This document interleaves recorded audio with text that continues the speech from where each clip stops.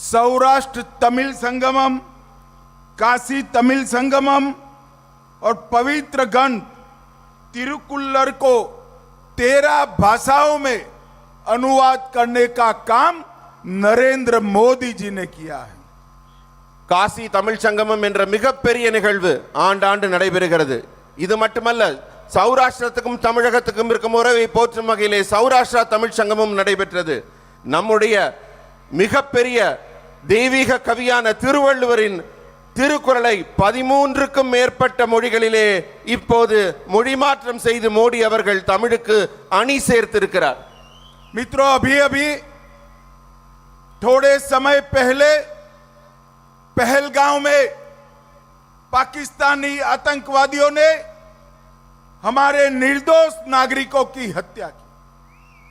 मोदी जी ने वादा किया था कि आतंकवादी और उनके आकाओं को हम सबक सिखाएंगे, और मोदी जी ने ऑपरेशन सिंदूर की परमिशन देकर पाकिस्तान के घर में घुसकर इनके आतंकी अड्डों को समाप्त करने का काम किया है.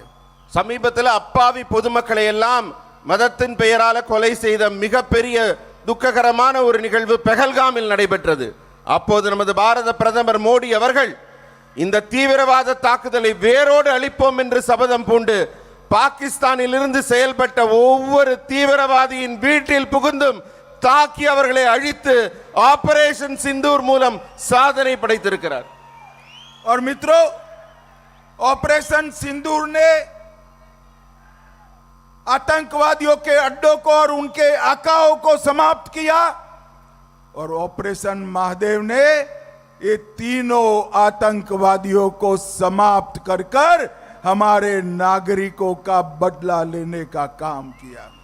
ஆபரேஷன் சிந்தூர் மூலம் தீவிரவாதத்தின் முதுகெலும்பையே முறித்து காட்டினார் நமது மோடி அவர்கள். ஆபரேஷன் மகாதேவ் நடவடிக்கையின் மூலம் எந்த நபர்கள் அந்த தாக்குதலில் ஈடுபட்டார்களோ அவர்களை கண்டறிந்து அவர்கள் अழிக்கப்பட்டார்கள். भाइयों बहनों, तिरुवल्लुवर ने सदियों पहले तिरुकुल्लर में शेर की व्याख्या की थी, राजा की व्याख्या की थी. वही राजा होता है जिसके पास सेना, प्रेम करने वाली प्रजा, धन, मजबूत सहयोगी और शक्तिशाली किले होते हैं. नरेंद्र मोदी जी आज तिरुवल्लुवर की वो राजा की व्याख्या को जमीन पर उतारने में सफल हुए हैं. மோடி அவர்கள் நம்ம தெய்வ புலவர் திருவள்ளுவர் அவர்கள் நல்லாட்சி என்பது எது என்பதை விளக்கும் வகையில் ஒரு அருமையான திருக்குறளை கூறியிருக்கிறார்.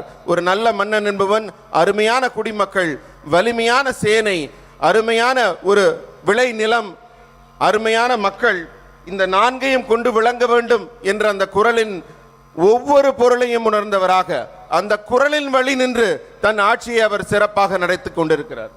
भाइयों बहनों, अभी लोकसभा में मोदी जी ने 130वां कॉन्स्टिट्यूशन अमेंडमेंट बिल रखा. पूरा विपक्ष विरोध करने लगा. क्या है कॉन्स्टिट्यूशन बिल?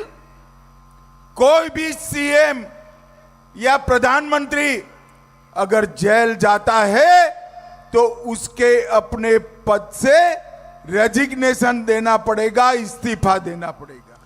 இப்ப நாடாளுமன்றத்தில் ஒரு மிக முக்கியமான நிகழ்வு நடைபெற்றது.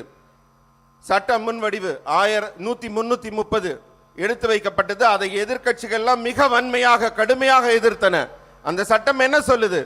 எந்த சிஎம்ஓ, பிஎம்ஓ, முதலமைச்சரோ, பிரதம மந்திரியோ யாராக இருந்தாலும் அவர்கள் சிறைக்கு செல்ல வேண்டிய நிலை ஏற்பட்டால் அவர்கள் பதவியில் தொடரக்கூடாது. विपक्ष वाले पूछते हैं क्या जरूरत है ये बिल की? मैं आज कहने आया हूं, डीएमके के वरिष्ठ मंत्री के पोनमुडी जी और सेंथिल बालाजी 8-8 महीने तक जेल में रहे, इस्तीफा नहीं दिया. मुझे बताइए, जेल में रहकर सरकार चला सकते हैं क्या? அதாவது நாடாளுமன்றத்தில் எதிர்க்கட்சிகள்லாம் குதிக்கிறாங்க, துள்ளி குதிக்கிறாங்க, இப்படி ஒரு சட்டம் வரக்கூடாதுன்னு. நான் நேரடியாக கேட்கிறேன், தமிழகத்தின் அமைச்சர்களாக இருக்கிற பொன்முடியாக இருக்கட்டும், செந்தில் பாலாஜியாக இருக்கட்டும், ஒருவர் 8 மாதத்துக்கு மேலேயும் இன்னொரு மிக பல மாதங்களும் சிறையில் இருந்திருக்கிறாங்க. ஆனால் சிறையில் இருப்பவர்கள் ஆட்சியாளர்களாக இருக்க முடியுமா? जरा जोर से बोलिए, जेल में रहकर सरकार चलानी चाहिए क्या? ஜெயில இருந்துகிட்டே ஆட்சி நடத்தணுமா? ये डीएमके वाले 130वें कॉन्स्टिट्यूशन अमेंडमेंट बिल को ब्लैक बिल कहते हैं। अरे स्टालिन बाबू, ये बिल को ब्लैक बिल कहने का आपको कोई अधिकार नहीं है, क्योंकि आप तो ब्लैक डीड करने वाले मुख्यमंत्री हो, काले काम करने वाले मुख्यमंत्री हो। நான் ஸ்டாலின் அவர்களுக்கு சொல்லிக் கொள்கிறேன், 130வது சட்ட முன்வடிவை கடுமையாக எதிர்க்கிறீர்கள். அது எந்த அளவுக்கு சொல்ல போறாருன்னா, கருப்பு சட்டம்னு ஸ்டாலின் அவர்கள் சொல்றார். நான் சொல்றேன், ஐயா, கருப்பு சட்டம் சொல்றதுக்கு உங்களுக்கு எந்த அதிகாரமும் இல்லை. ஏன்னா நீங்க இருட்டு நடவடிக்கையில, கருப்பு நடவடிக்கையில ஈடுபடுபவர், உங்களுக்கு அதை சொல்ல எந்த உரிமையும் இல்லை. भाइयों बहनों, आने वाले दिनों में तमिलनाडु में